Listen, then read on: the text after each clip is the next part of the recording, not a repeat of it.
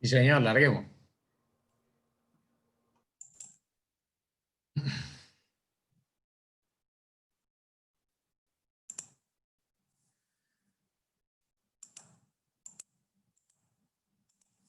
Bueno,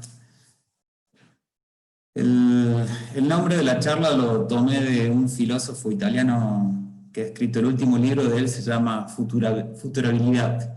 Y me interesaba esta especie de neologismo de futurabilidades, de entender dónde estamos parados, esta idea de horizonte de posibilidades. Este filósofo es Bifo, Franco Berardi, llaman Bifo, y es uno de los analistas como más lúcidos que está generando opinión sobre los tiempos que transcurren. Pero para hablar de una de las hipótesis que me interesa de él es decir, el futuro en realidad está como inmanente en el presente, o sea, hay un montón de cosas que están como datos o como elementos que tiene el presente que articulados de otra forma, como una crítica a la realidad, construyen otros futuros posibles. Y esta es como una lógica muy cercana a los arquitectos. Pero para hablar de eso me gustaba este cuadro, no sé si lo conocen, es de El Bosco, Hieronymus Bosch, que es un pintor de hace 500 años, que hizo este tríptico. El cuadro consta de esto, se llama El Jardín de las Delicias, y es un cuadro al comienzo del Renacimiento. Fíjense la fecha, estamos en los años que se descubrió América, y este tipo arma este tríptico, donde hay una representación de la creación de la Tierra, o sea, esa etapa, este primer cuadro se llama El Tercer Día, porque dice que al tercer día Dios generó todos los vegetales en la Tierra, y hay el Bosco estaba vinculado obviamente a la iglesia, y todas sus representaciones y sus pinturas de alguna forma tenían como una suerte de enseñanzas morales, pero es un adelantado en términos del surrealismo que generan las imágenes. O sea, se adelanta como 450 años al concepto surrealista de entender el mundo. Y una de las paradojas también es que en ese tiempo la hipótesis es que la Tierra era plana, y el tipo pone la Tierra, salvo Colón y algunos pocos así, el tipo pone la Tierra dentro de una esfera, como que anticipa esa lógica, incluso anticipa ciertas ideas de evolución de las especies, como Darwin, etc. Pero yo lo traía a colación porque hay como una vuelta cierta a una atmósfera de la Edad Media. O sea, como este choque de civilización al que estamos todos hoy expuestos, que ha ralentizado la idea de desarrollo, de progreso, de evolución, donde hay crisis de todo tipo, empezando por una crisis económica, pero también de liderazgo, aparecen los fascismos, hoy mismo estamos ante una elección de una de las potencias más grandes del planeta, y declarando el presidente Trump que puede ser un fraude, quedarse con el poder por más método democrático que haya por detrás. O sea, hay una caldera, una especie de la caldera del diablo, que me hizo acordar estas imágenes como de pesadillas que tenía el Bosco, ¿no? Fíjense en estas cosas, piensen que esto se pintó en 1450 y pico.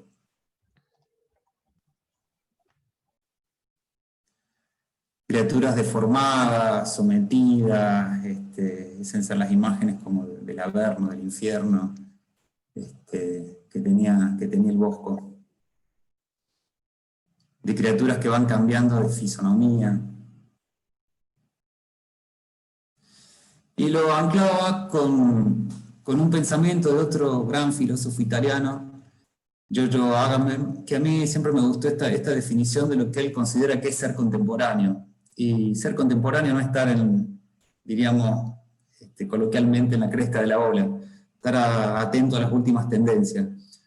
sino para Agamben ser contemporáneo tiene que ver con tener una mirada crítica y distante y reconocer sobre todo las sombras de una sociedad, de una civilización, los lados oscuros, lo que no brilla, lo que está detrás de escena y que no está funcionando.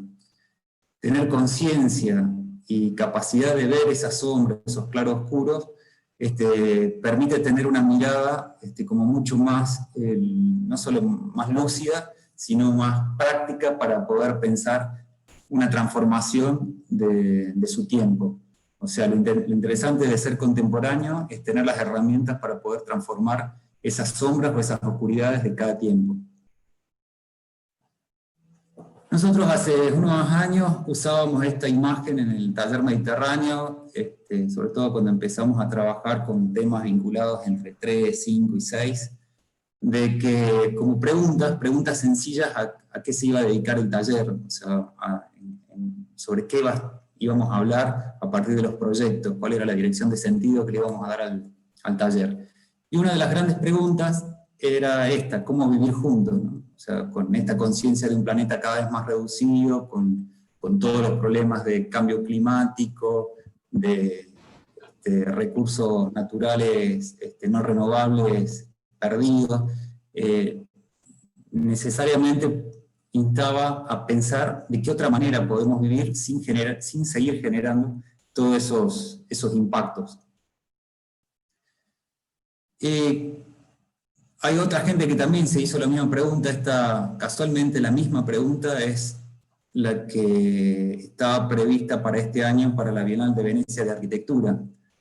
El curador se llama Hashim Sarkis, no es muy conocido en nuestro medio, pero es un libanés que es decano de facultades de arquitectura en Estados Unidos, egresado en Harvard, pero una eminencia en el Líbano, y tiene una serie de libros sobre las ciudades del Líbano. Y como ustedes saben, la Bienal de Venecia siempre encarga a un curador que tiene todo su equipo para ver cómo se seleccionan los trabajos y las temáticas que se van a exponer durante, no me acuerdo cuánto, creo que son 3 o 4 meses en Venecia. Y la buena noticia, o sea, hay buenas noticias en este panorama, más allá de las imágenes de pesadilla del Bosco, es que el tipo dice que no creo que hayamos presenciado nunca un momento en el que dependamos tanto de la arquitectura. Y hay una cosa interesante que de alguna forma también la hemos discutido en algún tiempo atrás en el taller, que con toda esta crisis, piensen en el sentido de la globalización, que la globalización se monta justamente a partir de los sistemas de la tecnología, de los sistemas de transmisión de datos y la velocidad que sincroniza todas las acciones productivas del planeta al mismo tiempo.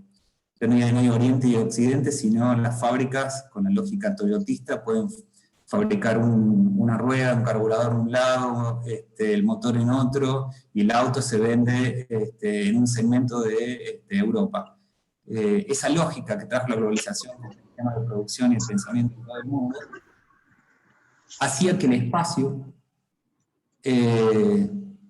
se dilatara, el espacio no tuviese tanta importancia como el tiempo. O sea, la tecnología lo que trabajó fue una soberanía del tiempo, sincronizar el tiempo mundial. Eso fue la globalización. Y el espacio quedó como reducido. O sea, las fábricas que, por ejemplo, en la era de la época industrial se podían montar en una determinada ciudad, piensen en Detroit, en Estados Unidos, la gran fábrica de autos del mundo de los años 20, 30, hasta los 60, 70, en el mundo global dejó de tener importancia. Las fábricas se trasladaban, se montaban, buscaban el trabajo más barato, y toda una ciudad con su espacio, con su capital, dejaba en 5 o 10 años de tener importancia. Hoy, por todo lo que estamos viviendo, de nuevo el espacio empieza a ser tema de discusión, de lo obvio que tenemos ahora con el distanciamiento social, con la lógica de las proxemias, pero se están discutiendo los espacios en todas las escalas. Los espacios íntimos, los espacios domésticos, los espacios públicos, los espacios colectivos. La ciudad es una distribución de espacios y de jerarquías. Entonces, la buena noticia para las generaciones que vienen es que la arquitectura va a ser una disciplina fundamental en el nuevo tiempo. Y él lo explica, el curador de la Bienal lo explica como esto de la creación de alternativas, es una forma diferente de entender el mundo. Él compara la arquitectura, por ejemplo, con la ciencia o el pensamiento científico.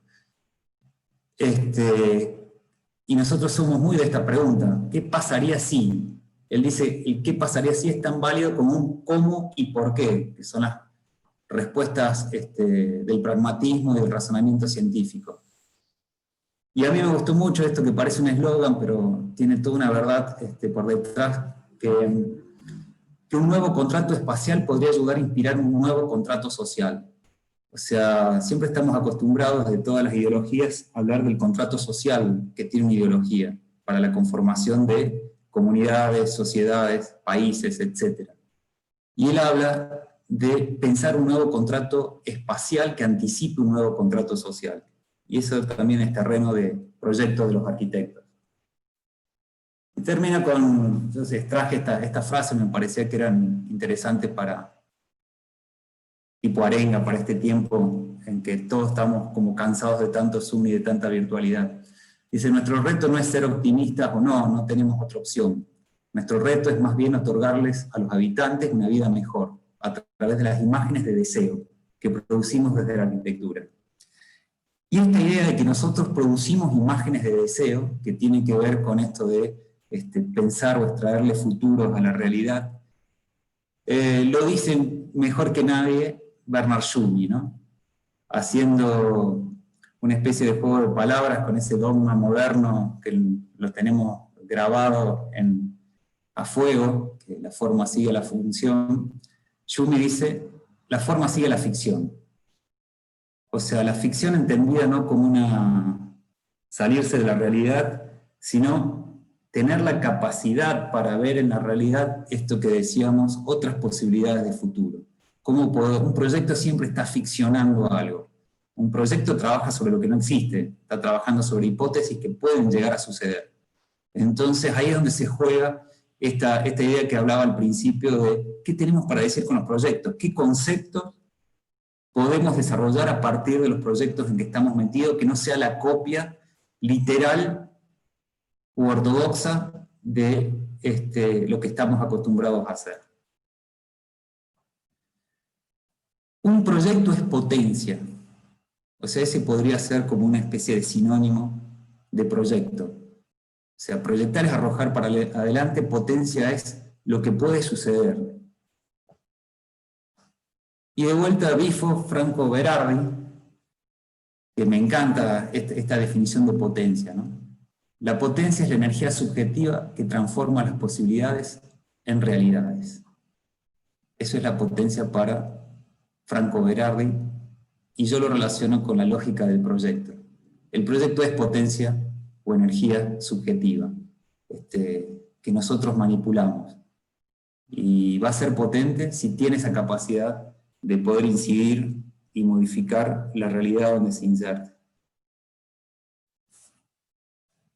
En este sentido, y de vuelta con la lógica o la entidad o la decisión de ser contemporáneo y de alcanzar esa lucidez para ver la sombra que decía Giorgio Agamben, en la historia de la arquitectura siempre existen los tipos que son contemporáneos. Y siempre hay proyectos, construidos o no, que son críticos de esa realidad que le permite tener distancia de lo que está sucediendo. Este es uno de los grupos, un grupo italiano, estoy mostrando todo un set de pensadores y arquitectos italianos, ya va a haber otros. Arquisum es de los grupos de los 60, que eran como muy críticos, hicieron una serie de proyectos un tanto irónicos o totalmente irónicos, proyectos dibujados, tienen de la misma escuela de los Archigram, de que tenían una mirada crítica sobre ese mundo que se organizaba a posteriori de la Segunda Guerra Mundial.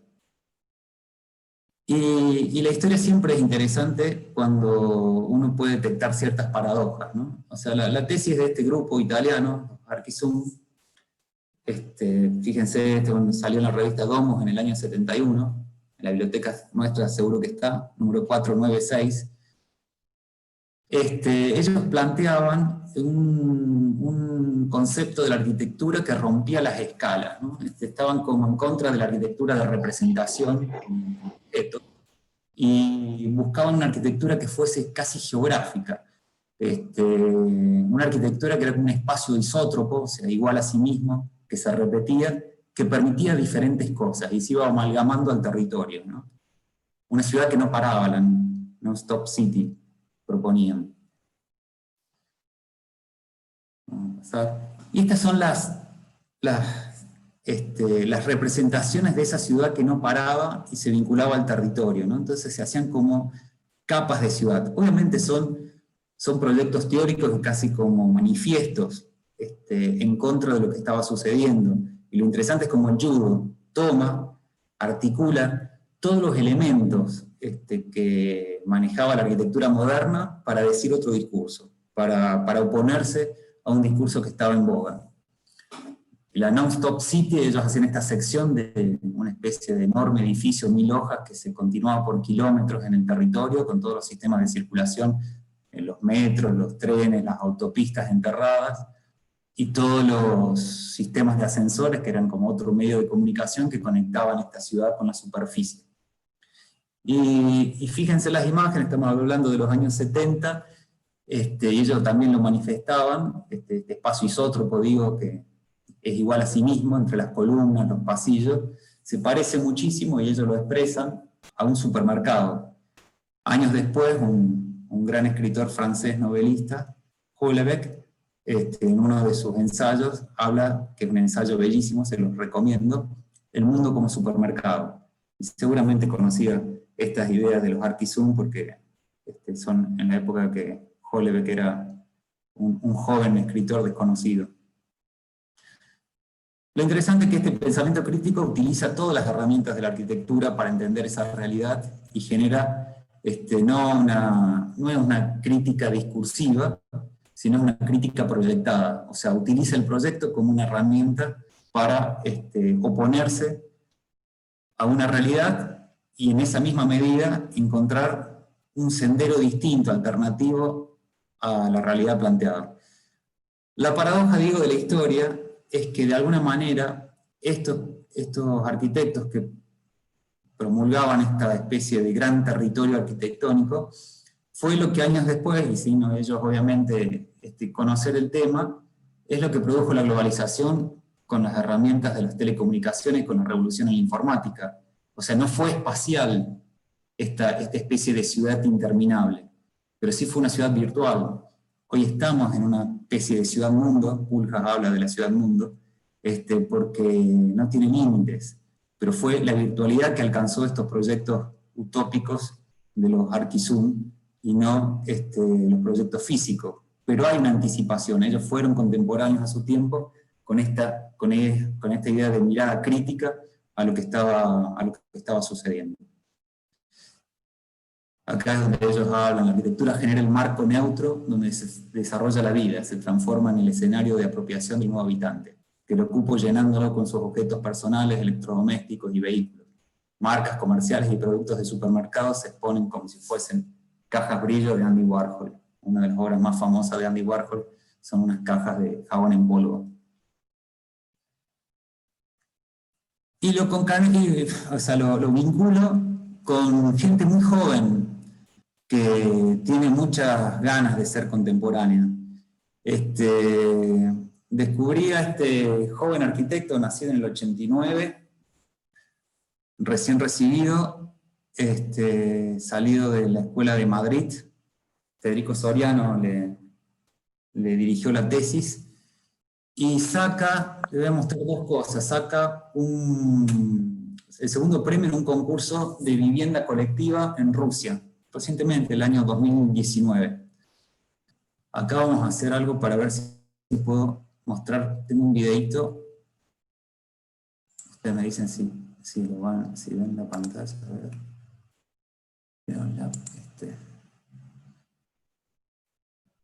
¿Se está viendo ahí?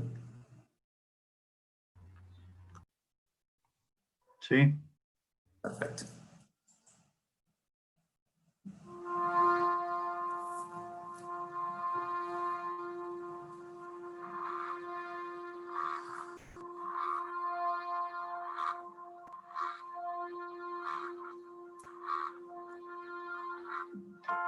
modern city, there has traditionally been a clear and significant distinction between public and private.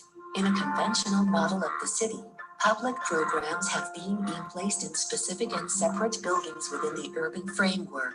But what if those public programs are now exploded, introduced and hybridized with the housing mass of apartments that constitute the biggest percentage of constructed architecture in our cities? This proposal develops three typologies of residential blocks. For each of them, three urban variations have been designed. Each one of the three typologies of residential blocks is the result of adding a public core into a dense mass of apartments. It is an urban spine that solves three requirements. Firstly, providing vertical and horizontal communication. Secondly, distributing facilities. Finally, arranging complementary spaces that shelter urban programs. While the main scheme of the gallery type defines a single urban block, the other two variants are the result of a combination of two galleries, generating more complex and diverse designs. Domestic public spaces are distributed in each plan according to the requirements of the community. They pop up as urban pockets colonizing the plan on both sides of the corridor. The tower's main element, its vertical core, becomes a public spine that articulates the circulation and behaves almost as an urban space where public pieces are attached. It is almost a building within the building. It is a vertical urban street that provides all the necessary services for the dwelling. Just by shifting the position of the core to a side, this urban typology generates a variant, the side core tower. Moreover, a third typology is defined when two apartment towers use the same central core, defining a twin tower. The central core, in the middle of the building, allows absolute freedom for the rest of the plan, that combines a diverse range of apartments on four orientations. The block section arises as a combination of the features of the corridor and the tower. On the one hand, it has the linear arrangement of apartments from the corridor. On the other, it has a central core from the tower, which distributes the circulation, facilities and public spaces. When combined, they generate a typology that has a balance between high and low density. The block section could vary in terms of the requirement within each block. The different urban variations of the block section allow to generate compact residential blocks in different configurations. The low cluster, for example, achieves the benefits of a low city but increases the domestic density with its labyrinth of internal corridors. The apartments. This project tries to achieve a standardized architectural model for housing based of 10 main apartment layouts, 5 of them for medium-sized apartments and more 5 for large-size apartments. From those 10 main layouts, a series of variants are developed as permutations of the original ones. Each typology materializes social features by means of architectural conditions, corridors that become as living rooms or kitchens that behave as multi-purpose spaces. The catalog of apartments is complemented by a catalog of public councils. Their forms have been adapted in order to fit the modulation, structural and functional measures of the apartment's layout. Now, just as an example, let's focus on the gallery type more in detail. The gallery scheme is simple and efficient, while circulation, facilities and public spaces are gathered on the north side. The apartments are arranged on the south side. The gallery's main element is its side corridor. It is a piece that remains clear as a linear space, while vertical cores for circulation are attached to it on its exterior side. The apartments are designed using a rational modulation that allows almost infinite combinations in plan. Its ground floor plan is quite very open, as the only elements that touch the ground are the vertical cores in the structure along the perimeter. The public capsules are distributed in each plan according to the requirements of the community and fitting the remaining vacuums. This proposal is based on the exploration of the uncertain boundaries between domesticity and urbanity, trying to achieve a gradient of spaces where the urban and the domestic are not so clearly delimited but colonize each other. When certain public uses and programs are developed within the dwelling block, defining a new type of exploded social condenser.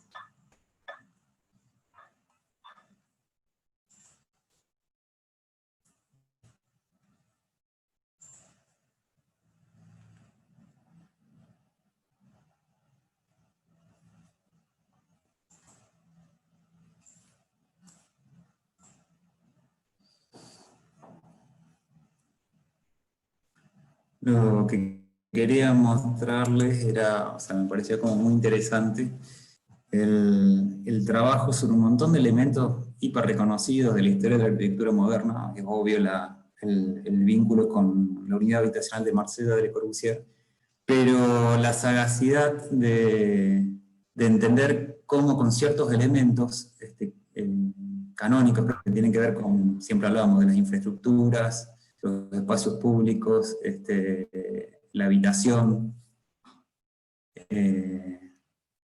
y la estructura, va generando distintas posibilidades alternativas para este bloque. Es lo que hace a los espacios públicos, las instituciones de la ciudad, las sintetiza como en esta especie de píldoras o de pastillas muy pequeñas y las va las articula con los edificios de vivienda. Hace como una especie de ciudades comprimidas y en esos espacios de nuevo hábitat va metiendo dosis de trabajo, elementos deportivos, elementos institucionales dentro de estas habitaciones capa por capa, ¿no? Estas viviendas capa por capa. Y la representación es realmente muy comunicativa con respecto a esas ideas. Ahí él va marcando concretamente todas las infraestructuras de circulación, palieres, elementos verticales, etcétera, y todos los equipamientos, esto que le llama como espacios públicos dentro del edificio.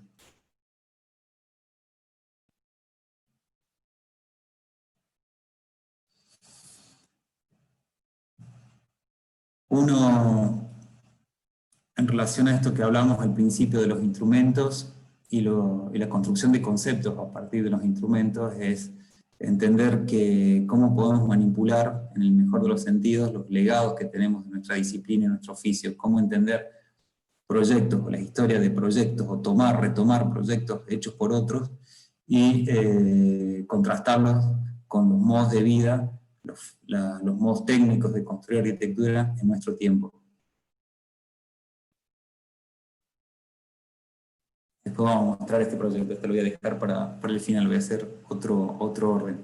También me interesaba, digo porque quinto año es como una especie de preámbulo a los temas que puedan desandar en tesis, ¿no? Esto de cierta especialización. Este proyecto de esta arquitecta, hoy arquitecta Almudena Cano Piñero, de la ETSAM, decíamos que era Juan Pablo Acoto, la conoce, estuvieron participando conjuntamente con Mauro Barrio en el Archiprix de Rusia, creo que ahí es donde se conocieron. Ella expuso su tesis final de carrera, que eran estrategias de regeneración para el espacio público de una ciudad en la India, de Ahmedabad. Y también lo que me parecía muy interesante es la mirada de esta joven arquitecta. ¿Perdón? De entender cómo funciona una ciudad muy compleja, tiene una mirada de género, se basa en el trabajo de las mujeres en esa ciudad, interpela esos procedimientos, esos modos, esos procesos, y logra traducirlos a una arquitectura de pequeños artefactos, de pequeñas infraestructuras, que comunicadas van generando sistemas de lugares y mejora la calidad de la vida de toda la población a partir de mejorar las condiciones de esas mujeres que trabajan en esa ciudad. Hay toda una transformación a partir de una mirada que es realmente original y la vincula con los instrumentos que puede hacer esas transformaciones. Y lo interesante es que son transformaciones de pequeña escala, o sea, modificaciones sobre los tejidos urbanos de muy pequeña escala. Y hace como una especie de atlas, un catálogo de todos estos artefactos que la mayor parte son infraestructuras que se acomodan a estos procesos, a estos procedimientos de las mujeres en esa ciudad y sus trabajos y sus modos de vida.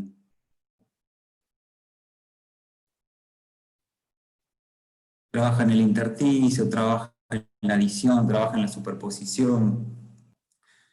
Este trabajo inspiró muchos de los trabajos que hacemos, por ejemplo, nosotros en arquitectura 3D, con el modelo urbano habitable, incluso con este concepto que estamos desarrollando sobre la ciudad superpuesta. O sea, las múltiples formas que tenemos para incidir en la ciudad que ya está construida, con grandes escalas y con escalas que tienen que ver con arquitecturas tácticas. Y ese también son buenos procedimientos para entrarle a los proyectos en que están en curso. Y volviendo a esto, de parte de la sagacidad o para ser contemporáneo, hay que salirse de nuestro propio tiempo y hay que entender la historia, los acontecimientos, en nuestro caso la historia de la arquitectura incluso reciente, desde otra óptica. Hay un fuerte vínculo entre la arquitectura clásica, que viene de los griegos, los romanos, con la mejor arquitectura moderna. O sea, cierta corriente del clasicismo se ve plasmada en los proyectos de Mies van der Rohe. Perdón, hay un micrófono que está abierto, ¿puede ser? Les pido por favor que cierren los micrófonos. Uno ve las plantas de los templos griegos o templos romanos y compara con los edificios de Mies van der Rohe, como el Lakeshore Drive, por ejemplo, y tienen esa lógica de evolución de ciertos sistemas, ¿no? y la concepción de sistemas. Incluso me interesa mucho este pensamiento de que no tiene que ver con la escala. O sea, toda la arquitectura moderna, la vivienda individual o particular, era en realidad un laboratorio propicio para pensar luego la vivienda colectiva. Y esto lo vemos, por ejemplo, acá, ya no es una vivienda, pero el pabellón de Barcelona de Mies con los departamentos Lafayette en Detroit del 56. Es esa búsqueda y esa evolución. Y parte de lo que nosotros le proponemos como procedimiento, no nos interesa que sean originales o no originales en cuestión de lo exótico, sino de cómo ustedes pueden articular, o el modo personal que tienen para articular cierto conocimiento heredado y cierta pertinencia técnica y conceptual. Y tiene que ver con esto del retrato de Giacometti, que va dibujando a una persona. Esta es una lección de Enrique Miralles, que usa el retrato de Giacometti para explicar la arquitectura, que se dibuja, se desdibuja y se devela, capa sobre capa el proyecto. A veces se pierde y a veces se vuelve a encontrar, y tiene que ver con esto de superponer y sacar constantemente. Y tiene que ver con esta también definición que Cézanne la tiene para la pintura, pero nosotros claramente la podemos aplicar a la arquitectura, ¿no? Cuanto más se trabaja en una pintura, más se hace imposible terminarla. Los proyectos siempre tenemos esa sensación de que nunca se terminan. Y dentro de esta búsqueda, de esta evolución o manipulación del legado, a veces hay cosas muy interesantes como este proyecto que es un manifiesto, es un proyecto que nunca se desarrolló, o sea, se desarrolló como manifiesto, del año 84 de Yves Lyon, que de alguna forma pone en crisis ciertos conceptos sumamente modernos, ¿no? Siempre la ortodoxia moderna para el proyecto habla de que todo lo que son núcleos duros, sistemas de circulación y sobre todo las infraestructuras sanitarias, baños, cocina, tienen que ir en el corazón de la planta, de la tipología. Y él hace todo un manifiesto y un desarrollo teórico de que todos los sistemas de baños, cocina, todas las infraestructuras del edificio la va a poner en la fachada. Y la fachada empieza a ser una suerte de espesor técnico que libera los espacios interiores. Y aparece esto, ¿no? Acá todo un desarrollo de una fachada como desplegada que va conformando el edificio. Y aparecen los paneles técnicos, estos paneles negros que va conformando esa caja que en algún punto es cocina, baños o espesor de fachada con pequeños balcones y unos dibujos maravillosos, muy de los 80. Por ejemplo, tiene este tipo en una bañera que le hace de espesor al dormitorio, entonces esto filtra la luz, hace un control climático del edificio. Toda una nueva oportunidad de proyecto con algo tan simple y tan sencillo como la distribución de las infraestructuras o los sistemas húmedos de un proyecto de vivienda colectiva. En esa misma lógica aparecen, y esto pensando que uno tiene que buscar alternativas a los modos de vida urbanos, a cómo se está pensando la ciudad, cómo se está pensando las relaciones entre lo íntimo, lo público, lo colectivo, y que las viviendas y los edificios, por tanto, van a modificarse. Aparecen estos estudios de este estudio italiano, que también me parecen soberbios, los Dogma, y de Vittorio Aureli y Martino Tátara, con un proyecto que aparentemente es muy sencillo, o sea, tienen siempre como una arquitectura reductiva a los elementos esenciales, que es admirable.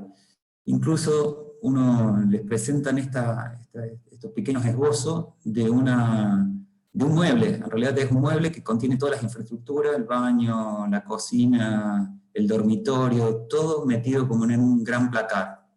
Y a partir de ese concepto, de ese equipamiento, configuran los espacios de este edificio para viviendas para estudiantes. Y cuando uno ve la planta, donde está inserto el mueble, que divide las circulaciones más públicas de los dormitorios de los estudiantes, entiende toda la configuración de un nuevo modo de vida, porque tienen acá una pequeña pileta, hay un pequeño auditorio, tienen cocinas comunes, lugares de vida común, o sea, como si fuese una suerte de hotel. Y yo miraba las plantas estas y uno también podría pensar de cómo hacemos para que haya gente joven viviendo en los centros de nuestras ciudades. Siempre hay un problema de difícil resolución, que es el acceso a la tierra y a la tierra urbana. Generalmente hay muchas porciones de la sociedad, no solo los jóvenes, muchas familias que no tienen acceso a la tierra urbana. Esta forma, y resuelto desde la arquitectura, también es reducir los espacios privados, íntimos, pero multiplicando los espacios de vida común. Son ensayos tipológicos. Esta es una residencia, insisto, es una residencia estudiantil, es que es más común este tipo de lógicas, pero muchas veces la residencia de los estudiantes, por ser gente de hábitos más flexibles en los modos de vida, sirven como laboratorio para pensar la vivienda que viene. Y lo que se ve acá son elementos de la arquitectura archiconocidos, nada más que bien utilizados. O sea, no es la forma de la arquitectura por donde viene la innovación, sino es la indagación tipológica y las alternativas de combinación entre estos elementos que siempre hablamos, ¿no? La habitación, la infraestructura, los sistemas de movimiento. Este es otro proyecto de Dogma, hecho para México, junto con la arquitecta Tatiana Bilbao. Tatiana Bilbao hace un master plan para vivienda social en un lugar que se llama Territorios de Gigantes, e invita a una serie de estudios de distintas partes del mundo, y entre todos desarrollan un concepto, y que cada estudio lo va a transformar a ese concepto en un proyecto. Estas son las maquetas de las diversas propuestas de los distintos estudios invitados para el proyecto de vivienda social. El grupo Dogma hace esta cosa que también es como un nivel de esencialidad que parece primario, con una representación exquisita, pero con un concepto muy, muy desarrollado, muy exquisito de lo que es la vivienda colectiva, ¿no? Aparecen estos dos grandes cubos vinculados por el vértice, y en el vértice aparece el sistema de circulación que delimita los encuentros en esta cruz de circulación, y además extensión en galerías del edificio. Todo lo que es galería aparece con esta suerte de color salmón, y detrás ese verde, ese lavanda, que define los cubos que son privados. Y si uno ve la planta, la indagación tipológica es soberbia, o sea, sin salirse del canon de que todos, en este caso los servicios sanitarios, cocinas, baños, están en el corazón de la planta, y todas las áreas servidas en la periferia, en contacto con el exterior. Pero fíjense que el palier es el centro de la cruz, y ese palier es el ingreso a una galería, y de esa galería me distribuyo a las distintas dependencias o habitaciones de la casa. O sea, digámoslo así, también hay como una raíz tipológica de la casa con galería, o la casa rural, muy propicia para nuestro clima. Digo, tanto México como nuestro clima, el uso de las áreas intermedias, de las galerías, es fundamental. Ellos llevan esta conquista de la vivienda individual a un edificio de vivienda colectiva y social. Realmente muy, muy interesante en ese sentido. Y creo que el último proyecto, que es un proyecto conceptual del mismo grupo, Dogma, todo un conjunto de viviendas. Es un concepto que se puede repetir, por eso hacen esta perspectiva donde lo que se ve en la maqueta a la izquierda es todo un proyecto de vivienda colectiva hecho en madera, donde se repite y se reproduce, ¿no? Los elementos siempre son lo mismo. A mí me gusta porque, o sea, me interesa porque vincula lo doméstico, la lógica del mueble con la escala de la arquitectura. Y a partir de ahí hace el ensayo tipológico. Para que ustedes lo entiendan, en estas imágenes, estas perspectivas aéreas de la tipología, acá se ven todos los tabiques de madera, los elementos estructurales y los de la infraestructura. Ahí se ve la cocina, los baños, los elementos húmedos, que es como una suerte de muro grueso, un muro con un espesor con todas las infraestructuras dentro, liberando los espacios de las áreas servidas, dormitorios, estares, comedores, etc. Y eso mismo que se repite, digámoslo así, en la planta, se repite en la alzada, que es lo que veíamos en la fachada. Otro grupo, y nos salimos de los italianos, que manejan esta idea de evolución de ciertos elementos ortodoxos de la arquitectura moderna, pero para hacer una reinvención a partir de la articulación de ciertas ideas. Este grupo suizo se llama EA2 Arquitectos, trabajan en Zúrich. Estas también son residencias para estudiantes en una ciudad suiza, no recuerdo cuál es, donde las reminiscencias a la arquitectura miesiana, donde el concepto estructural determina la arquitectura, y eso me parece como muy importante. Muchas veces nosotros la estructura, lo vemos en los proyectos, son como un agregado casi gráfico a posteriori de tener un proyecto ya desarrollado tipológico. Acá la estructura determina la tipología y la lógica constructiva del proyecto. Esta idea de basamento con placas, la piensan entre jardines, o sea, los espacios vacíos que van dejando las placas son como unos jardines colectivos. Ahí está la planta de la propuesta. Y hay una modulación que es sistémica, que va conformando tanto el basamento que contacta con la tierra, el gran jardín o el espacio colectivo de las viviendas colectivas, y el sistema de galerías que va distribuyendo hasta los distintos espacios de las habitaciones. Tienen toda una estructura de perfilería liviana por fuera, y todos estos grandes tabiques con esta modulación que, insisto, es sistémica, un elemento como muy lógico, fachadas muy reducidas. Eso economiza muchísimo una vivienda colectiva, que la fachada se distribuye entre varios departamentos, entre varias unidades, una planta profunda pero con doble circulación, y con los sistemas sanitarios y cocinas y sistemas de circulación en el centro de la planta. Y a partir de esta modulación sistémica va sacando algunas tipologías que son particulares. En realidad a este grupo lo conocí por este proyecto para Rusia, un proyecto bastante reciente que me pareció formidable, una de las plantas más logradas que he visto en el último tiempo en un edificio de vivienda colectiva. El edificio del que se trata es el edificio blanco, con planta curva, que está al lado del río Q. Aparece un esquema sintético, un ideograma de lo que es la planta del edificio. Un edificio de planta ortodoxa, es un edificio de mercado, con departamentos de 60 metros, hasta 100 metros creo que es el más grande. Y acá lo interesante es cómo la estructura la hace coincidir con los sistemas tanto los sistemas de movimiento verticales como los sistemas sanitarios.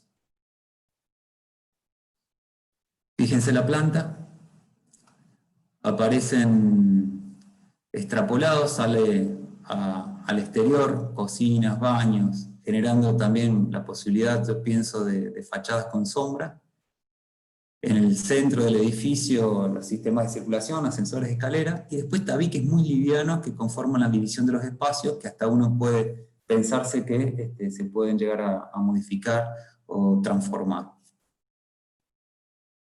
El balcón corrido también genera un filtro climático, y esto lo puse simplemente para que vean que las superficies de los departamentos en gran medida son muy similares a las superficies de departamentos de mercado de nuestro medio.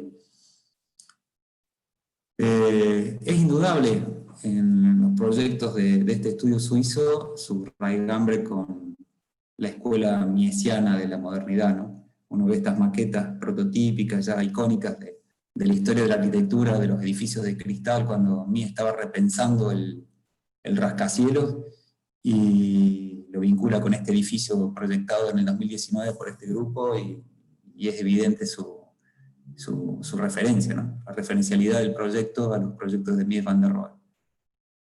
Y de vuelta, esta condición que se da en muchos estudios, en general los grandes arquitectos del estudio, los grandes estudios de arquitectura, hay como ciertos temas que van evolucionando de proyecto en proyecto, pero son los mismos temas y son las mismas herramientas que van de alguna forma buscando o resolviendo problemas y así y afianzándose, ¿no? Lo vemos en Mario Roberto Álvarez, lo vemos en estos estudios, obviamente Mies, en toda su obra, el mismo Le Corbusier. Este es un edificio, el triangulito rosa que está en esta punta, es un edificio, una torre con basamento, creo que en los Países Bajos, en Holanda, este proyecto. Una planta compleja, siempre una planta triangular es de difícil resolución, las imágenes no son muy buenas, pero uno nota nuevamente la sistematización de la estructura determinando todas las relaciones de uso con los espacios servidos, los espacios de servicio, y la pieza consumada. Y siempre esta idea de tener una estructura de hormigón de soporte entre interior y un diafragma hecho con una estructura muy liviana que hace de diafragma climático al edificio, resolviendo balcones, cerramientos, etc.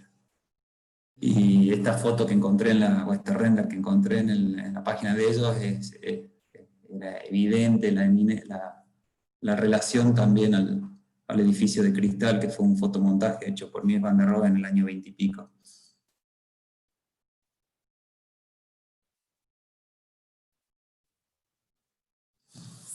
Este es un concurso en Mendoza, ya nos acercamos a nuestros pagos, que falló recientemente. Yo tuve la suerte de ser jurado en este concurso, un concurso nacional, y les traigo el primer premio para los que conocen Mendoza, y para los que no conocen también. Este es el Parque Central, que ganó Claudio Ferrari y otros hace ya algunos años.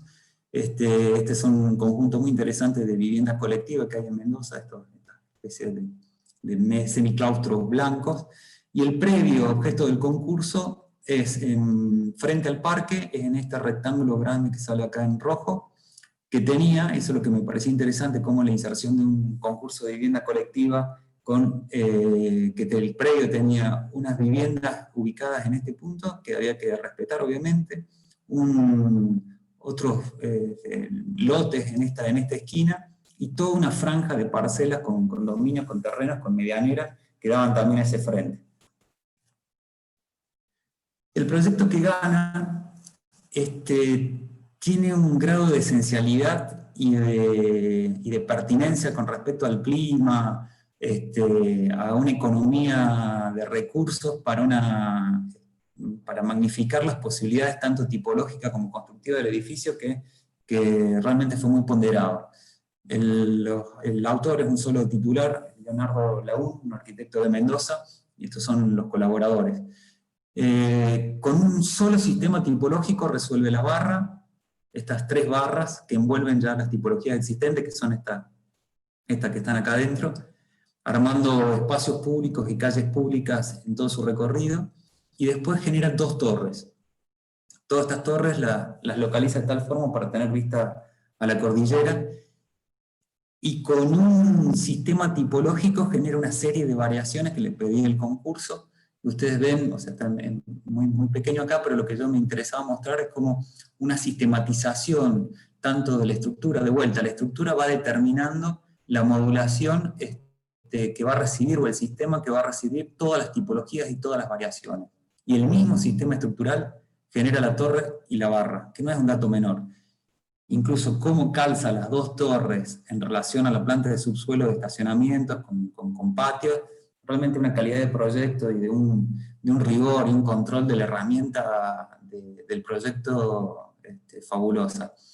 Y otra cosa a destacar, en Mendoza piensen que es zona de sismos, zona 1, la estructura tiene un peso muy grande, y él la usa a su favor. O sea, acá la estructura de vuelta determina el edificio, y hace esta malla estructural, a ver si creo que tengo imágenes más cerca, estos tabiques estructurales generan zonas de sombras. Mendoza es un clima desértico, es peor que Córdoba, pero en Córdoba podrían venirnos bien esta lógica de pensamiento. No solo la estructura determina el desarrollo tipológico, sino también sirve como control climático. Esas pantallas de los edificios tienen todo lo que son los cerramientos.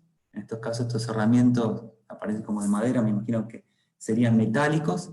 Genera este fuelle, este balcón de sombra. En el desierto la sombra es fundamental, y estos espacios de buffer entre el exterior y el interior. Fíjense las plantas, en sus diferentes, las plantas bajas, con locales comerciales, los amenities, la disposición de los sistemas de circulación.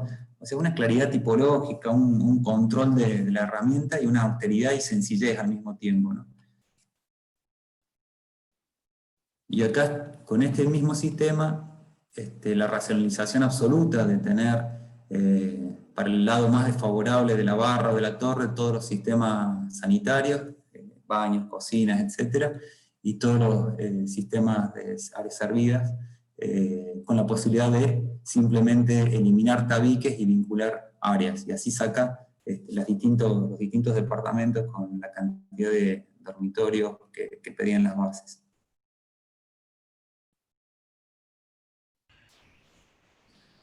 Más cerca todavía, un proyecto, era una foto legendaria de la zona del Abasto, así era el Abasto, el mercado de Abasto de Córdoba cuando existía.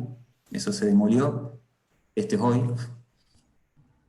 Y este fue el concurso, que ya tiene 20 años y sigue inconcluso, el concurso que gana Mariano Farachi, Barrio Nuevo, Custich, acá a la izquierda, Consejo Deliberante, y la propuesta de vivienda colectiva y usos complementarios para el área.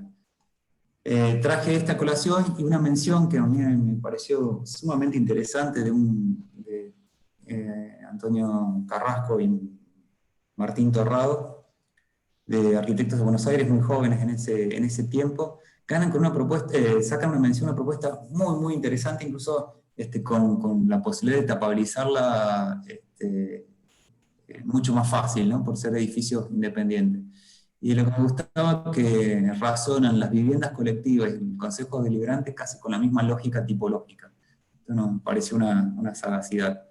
Fíjense también en todo el proyecto, la ventaja del proyecto de Farachi, Barrio Nuevo, Custich, las posibilidades que le dan al espacio público, la vinculación con el río, o sea, todos elementos que estamos discutiendo en este momento, ¿no?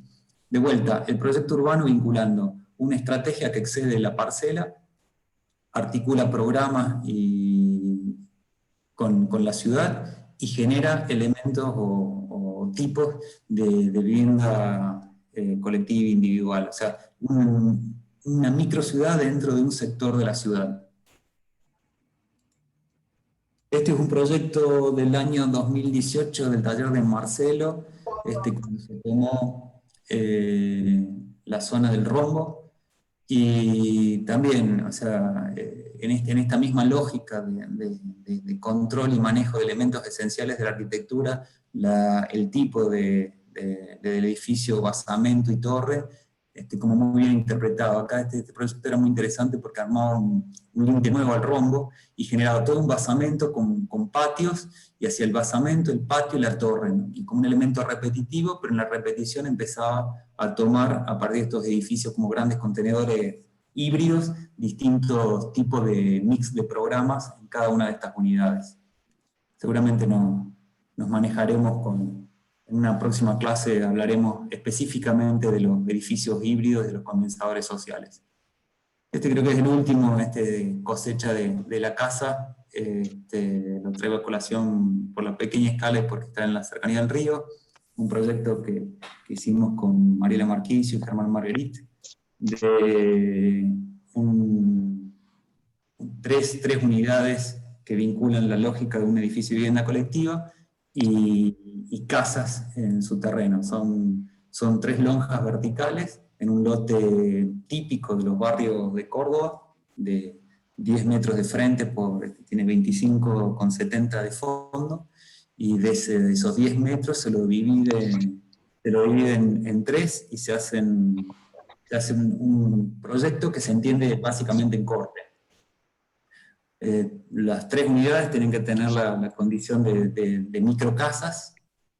Las 3 tienen patio, tienen cocheras comunes acá al frente, y todos los servicios sanitarios y sistemas de circulación, escaleras, en el centro del edificio.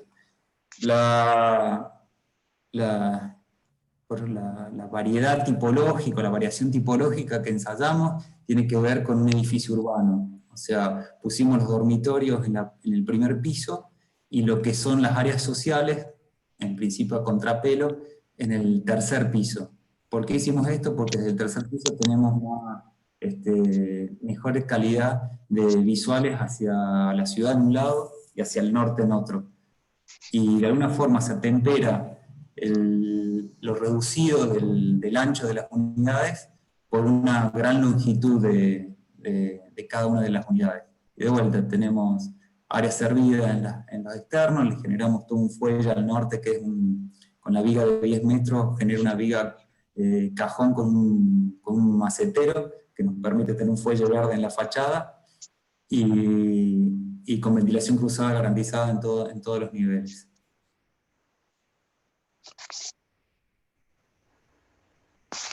Ahí ensayamos una economía absoluta de materiales que se van vinculando.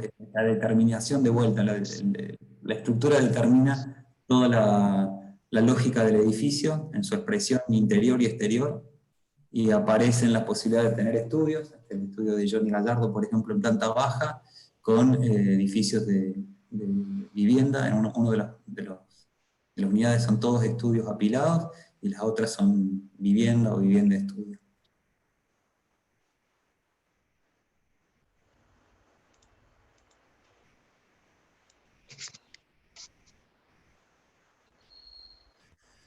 Por último, creo que parte de lo que tenemos que responder tiene que ver con estas 3 preguntas que hacemos al principio del suburbano, ¿no? ¿Qué tan importante es el espacio físico para el desarrollo de un individuo, hoy más que nunca? ¿Qué tan importante es el espacio físico para el desarrollo de una comunidad? ¿Qué es capaz de influenciar en el desarrollo cultural y personal de quienes lo habitan? ¿No? Son preguntas que los proyectos debiesen contestar. Y como dice el maestro contemporáneo Burjas, a máximo peligro, máxima oportunidad. La lógica de la crisis. El bonus track va a ser la tesis de grado, como para inspirarlos, de Pedro Pitarch. Ahora se las muestro.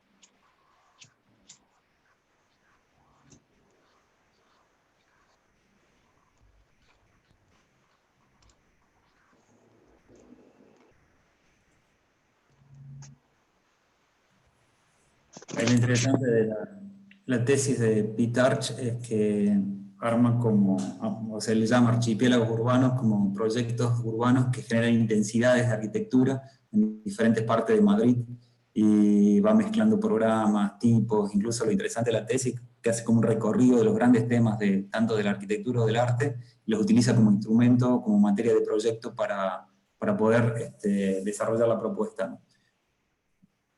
Bueno, esto, si hay preguntas.